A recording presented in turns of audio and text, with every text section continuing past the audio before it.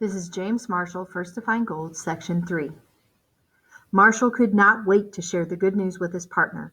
He wrote a note to his workers telling them to open the sawmill. Then he jumped on his horse and galloped off towards Sutter's Fort.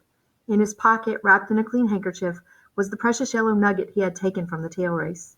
When Marshall had gotten just a few miles, he ran into a terrible rainstorm. But that didn't stop him. On he rode, hardly noticing the cold rain that soaked his clothes. He arrived at Sutter's home, drenched with water and splattered with mud.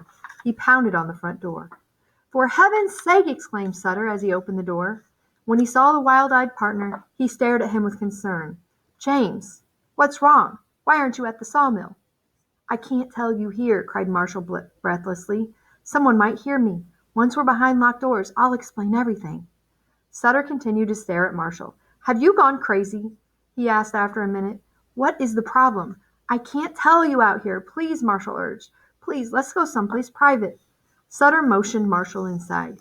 He led him into his study and closed the door. Marshall stood there, dripping wet. He reached into his pocket and pulled out the handkerchief that held the yellow ore. "Take a look at this," he said, unwrapping the nugget and holding it out to Sutter. "I found this in the tail race this morning." Sutter looked bewildered for a moment. Then his expression changed. His eyes grew wide and his mouth dropped open. "Is that what I think it is?" "You bet," Marshall exclaimed with a broad grin. "It's gold." "Are you sure?" Sutter asked.